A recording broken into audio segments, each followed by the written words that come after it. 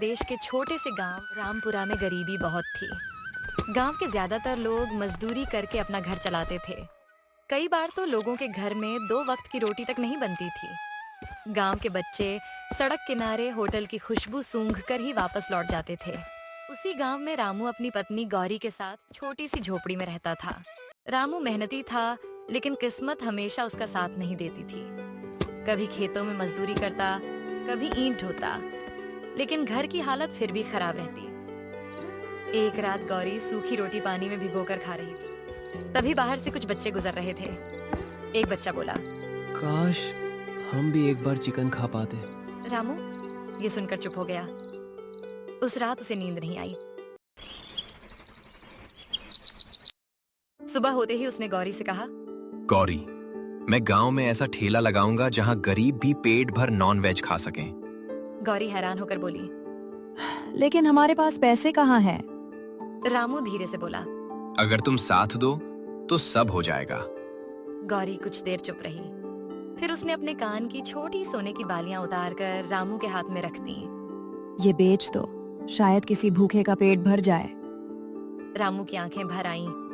2 दिन बाद गांव के बस स्टैंड के पास एक छोटा सा ठेला खड़ा था। ऊपर बड़े अक्षरों में लिखा था, 10 रुपये में बाहुबली नॉनवेज थाली।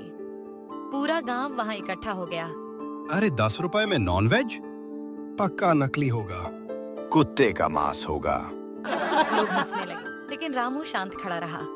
उसने पहली थाली तैयार की। गरम चावल, मसालेदार चिकन ग्रेवी, अंडा करी, 2 रोटियां, प्याज और हरी चटनी। गांव का बूढ़ा मजदूर हरिया कांपते हाथों से 10 रुपए निकाल कर बोला, बेटा, अगर धोखा हुआ तो मेरे पास और पैसे नहीं हैं। रामू मुस्कुराया। पहले खाकर देखो काका। हरिया ने पहला निवाला मुंह में डाला और उसकी आंखें फैल गईं। अरे वाह, इतना स्वाद! कुछ ही मिनटों में ठेले पर भीड़ लग गई। गौरी रोटियां बना रही थी और रामू तेजी से खाना परोस रहा था। शाम तक पूरा खाना खत्म हो गया। उधर गांव का बड़ा होटल मालिक जगदीश अपने ढाबे में खाली कुर्सियां देखकर गुस्से से लाल हो रहा था। उसकी 150 रुपए वाली थाली अब कोई नहीं खरीद रहा था। जगदीश ने अपने आदमी कालू को बुलाया। उस रामू का कुछ करना पड़ेगा, वरना हमारा धंधा खत्म हो जाएगा। कालू हंस पड़ा। मालिक, कल तक उसका ठेला बंद हो जाएगा। अगले दिन रामू का ठेला पहले से ज्यादा भीड़ से भरा था। गांव के लड़के वीडियो बनाकर मोबाइल पर डाल रहे थे। देखो भाई, सिर्फ 10 रुपए में बाहुबली थाली। वीडियो वायरल हो गई।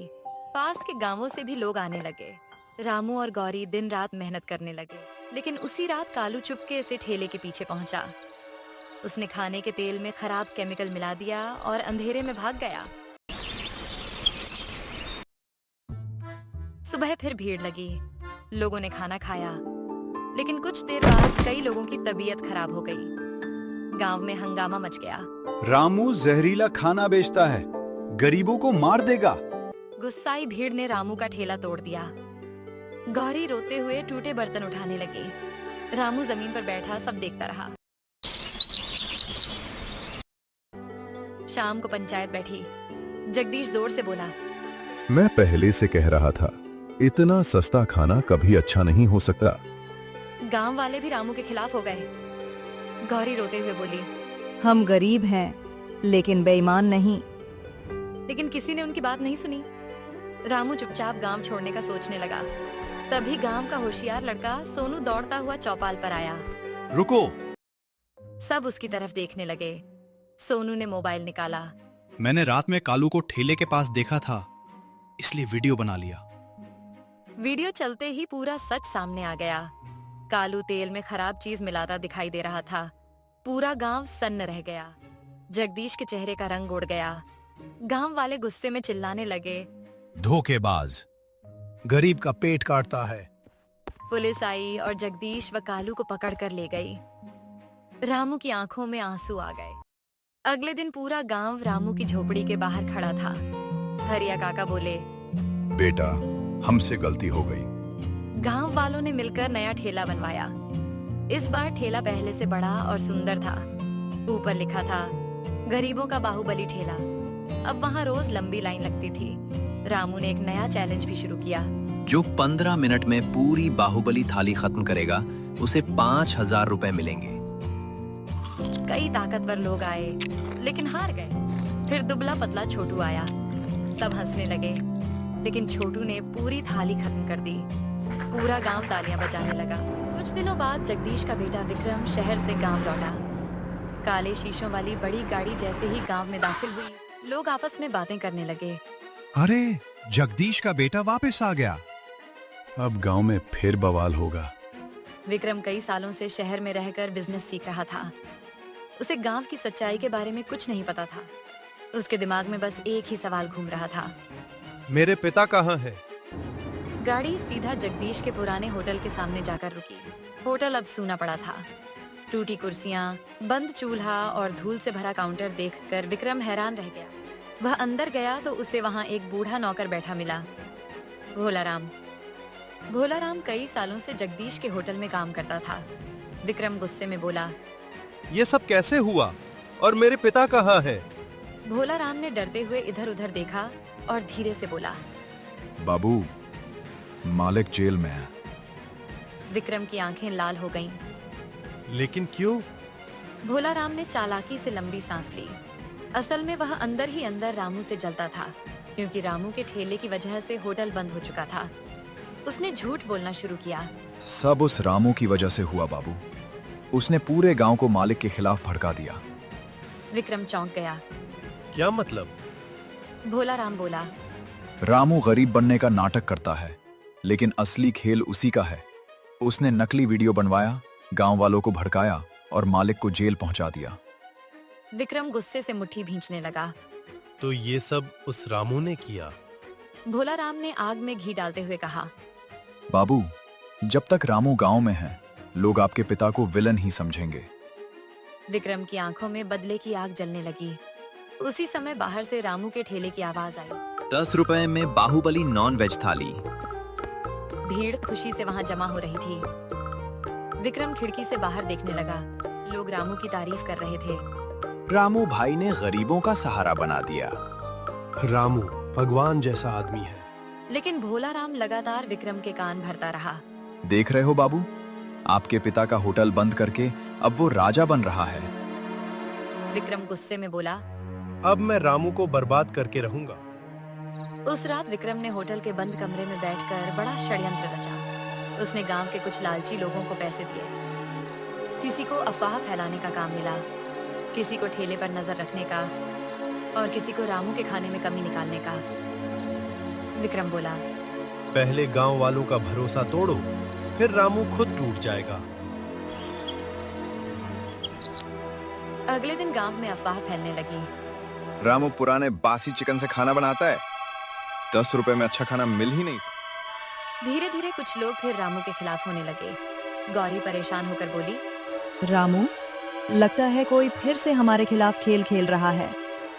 रामू शांत आवाज में बोला, सच्चाई को ज्यादा दिन कोई नहीं दबा सकता। लेकिन दूसरी तरफ विक्रम अपनी गाड़ी में बैठा दूर से ठेले को देख रहा था। उसके चेहरे पर खतरनाक मुस्कान थी। अब खेल शुरू होगा रामू। उधर ठेले पर हमेशा की तरह भीड़ लगी थी। रामू गरम गरम चिकन परोस रहा था और गौरी रोटियां बना रही थी। तभी गांव का एक आदमी जोर से चिल्लाया, अरे, इस चिकन से बदबू आ रही है। पूरा ठेला अचानक शांत हो गया। रामू हैरान होकर बोला, क्या बात कर रहे हो भैया? खाना अभी ताजा बना है। लेकिन तभी दूसरा आदमी भी चिल्लाया, हाँ, लगता है बासी मांस है। असल में दोनों आदमी विक्रम के भेजे हुए थे। धीरे धीरे भीड़ में कानाफूसी शुरू हो गई। कहीं फिर गड़बड़ तो नहीं? इतना सस्ता खाना भरोसा कैसे करें? गौरी घबराकर रामू के पास आई। मुझे कुछ ठीक नहीं लग रहा। रामू समझ गया कि कोई फिर से चाल चल रहा है। उधर गाड़ी में बैठा विक्रम सब देखकर मुस्कुरा रहा था। बस थोड़ा और डर फैलाओ। उस रात विक्रम ने भोलाराम और अपने आदमियों के साथ होटल में मीटिंग की। टेबल पर शराब की बोतलें रखी थीं। भोलाराम बोला, बाबू, गांव वाले धीरे धीरे रामू पर शक करने लगे हैं। विक्रम बोला, शक नहीं, नफरत पैदा करनी है। फिर उसने जेब से पैसों की गड्डी निकाली। कल सुबह ऐसा खेल होगा कि पूरा गांव रामू के खिलाफ खड़ा हो जाएगा। अगली सुबह रामू हमेशा की तरह बाजार से चिकन खरीद कर लौट रहा था। तभी रास्ते में पुलिस की जीप आकर रुकी। रामू, तुम्हारे खिलाफ शिकायत मिली है। रामू चौंक गया। किस बात की साहब? पुलिस वाले ने बोरी खोलकर दिखाई। उसमें सड़ा हुआ मांस भरा था। तू लोगों को ये खिलाता है? रामू दंग रह गया। नहीं साहब, ये मेरा नहीं है। लेकिन भीड़ जमा हो चुकी थी। लोग गुस्से में चिल्लाने लगे। देखा, हम सही बोल रहे थे। गरीबों की जान से खेल रहा था। असल में रात में विक्रम के आदमियों ने वह सड़ा मांस रामू के ठेले के पीछे रख दिया था। गौरी रोते हुए बोली, हमने कुछ नहीं किया साहब। लेकिन पुलिस रामू को पकड़कर ले जाने लगी। तभी भीड़ के पीछे खड़ा छोटू जोर से चिल्लाया। रुको! सबकी नजर उसकी तरफ गई।